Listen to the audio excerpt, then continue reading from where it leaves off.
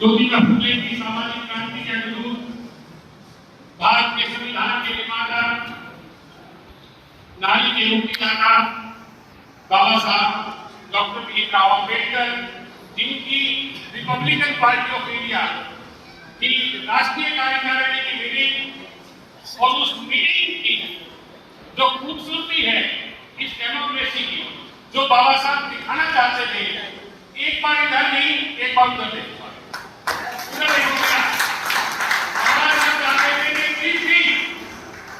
मेरे देश की महिलाएं 50% पुरुषों के साथ मत मिला करके हर कार्य में आगे होंगी, उस दिन इस देश को रिपब्लिकन होने से कोई नहीं रोक सकता।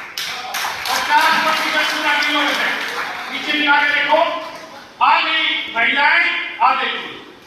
ये बाबा साहब की खूबसूरती है, ये बाबा साहब की रिपब्लिकन पार्टी ऑफ इंडिया। साथियों, मेरे मुस्लिम भाइयों बहनों, इस पूरे देश में जो विचारधारा काम करती है वही राज करती है। इस देश में 3 विचारधारा है आपके पास। एक विचारधारा जो 2 अक्टूबर 1869 को एक बच्चा पैदा हुआ पोरबंदर गुजरात में, नाम मोहनदास करमचंद गांधी, और उस व्यक्ति ने एक मूवमेंट चलाई जिसको कांग्रेस पार्टी लेकर के आज भी चल रही है। उसके 18.5 साल बाद एक शख्स नागपुर में पैदा हुआ, एक बच्चा नागपुर में पैदा हुआ 1 अप्रैल 1889। नाम था केशव बलिराम खेडकेवाल। उस व्यक्ति ने एक अपनी विचारधारा चलाई। उस विचारधारा पे चलने वाले लोग आज आरएसएस और बीजेपी के साथ हैं। आज तक तीसरी जो विचारधारा इस देश में है वो है इस देश में समता और समानता बढ़ाने वाले, भारत के संविधान के माध्यम से हर व्यक्ति को, वंचितों को उनका अधिकार दिलाने वाले हमारे रहबर रिपब्लिकन पार्टी ऑफ इंडिया के संस्थापक बाबा साहब डॉक्टर भीमराव अम्बेडकर 14 अप्रैल 1891 को पैदा हुए और इस दुनिया को ये दिखा दिया कि वो मजलूम लोग जिनको पढ़ने की इजाजत नहीं होती है वो इस देश का संविधान लिखते हैं, इस देश का विधान लिखते हैं और उसके हिसाब से देश चलता है। आज लगभग 77 साल और 10 महीने हो गए इस देश को आजाद हुए। इन 70 साल और 10 महीनों में 54 साल और 5 महीने गांधी जी कांग्रेस ने राज किया है और 23 साल और 5 महीने केजरीवाल की, आरएसएस की और बीजेपी के लोगों ने राज किया है। 78 साल पूरा होने में 2 महीने हैं। आज 15 जून है, 15 अगस्त को 78 साल हो जाएंगे। मेरा प्रश्न आप रिपब्लिकन साथियों से है कि बाबा साहब ने जो पार्टी हमें बना करके दी थी, विचारधारा जो बना करके दी थी, उस विचारधारा की सरकार कब आएगी? उस विचारधारा की सरकार कब आएगी? कुछ स्टेट्स में ये पार्टी एमपी भी दिए हैं और एमएलए भी दिए। बहुत से लोग कहते हैं कि बाबा साहब की रिपब्लिकन पार्टी ऑफ इंडिया खत्म हो गई। साथियों, बाबा साहब की रिपब्लिकन पार्टी ऑफ इंडिया बाबा साहब की तरह आज भी जिंदा है। सबसे पहले महाराष्ट्र, दूसरा कर्नाटक और तीसरा हरियाणा, जिसने 21वीं सदी में एमएलए दिए। 21वीं सदी में कर्नाटक से जो एमएलए 21वीं सदी में आए वो आपके राष्ट्रीय अध्यक्ष एडवोकेट एस राजेंद्र, और बाद में महाराष्ट्र से जो आए वो गवई साहब, वो रिपब्लिकन पार्टी ऑफ इंडिया से बने।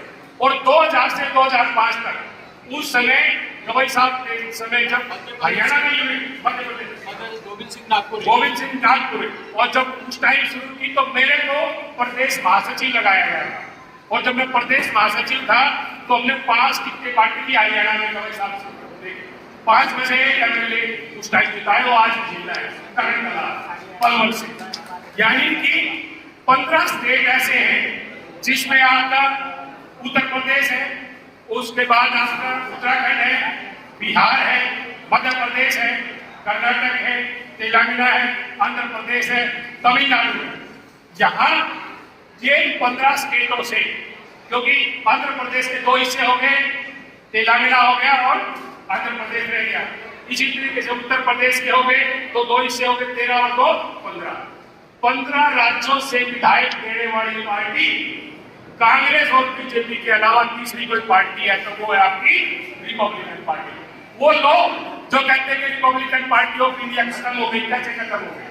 आज भी इलेक्शन कमीशन के माध्यम से आपके पास रिकॉर्ड है, आप 30 नवंबर की पार्टी तो आज भी है, जबकि आज वर्तमान में आपका कोई एमएलए एमपी नहीं है। फिर क्यों?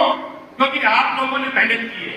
और आओ एक बार फिर से इस बाबा साहब की रिपब्लिकन पार्टी ऑफ इंडिया, आज हमारे राष्ट्रीय अध्यक्ष एडवोकेट एस राजेंद्र, राष्ट्रीय महासचिव सचिव डॉक्टर राजेंद्र गवई, दोनों ने इतनी मजबूती के साथ इस मीटिंग को कराया है।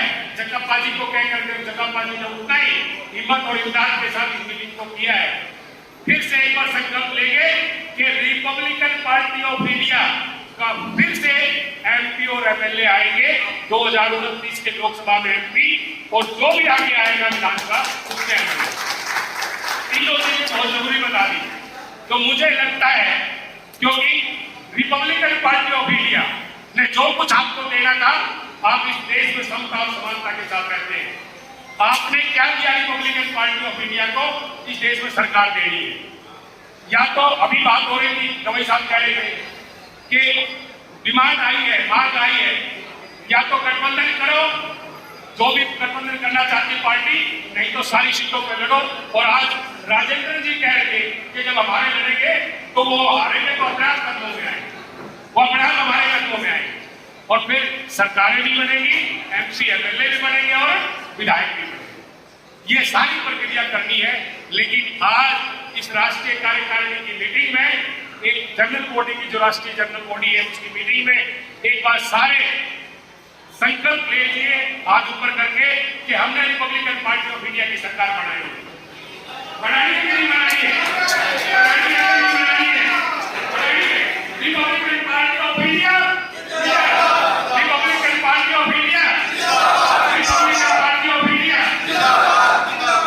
मुझे लगता है कि आप मेरी बातों को समझ गए होंगे और रिपब्लिकन पार्टी ऑफ इंडिया का काम करने के लिए तैयार हैं। आप सबने इतना समय रिपब्लिकन पार्टी ऑफ इंडिया की राष्ट्रीय कार्यकारिणी की मीटिंग के लिए दिया। रिपब्लिकन पार्टी ऑफ इंडिया की तरफ से, राष्ट्रीय प्रवक्ता होने की तरफ से मैं आप सब लोगों का बहुत बहुत आभार व्यक्त करता हूँ। सभी को जय हिंद, जय भारत।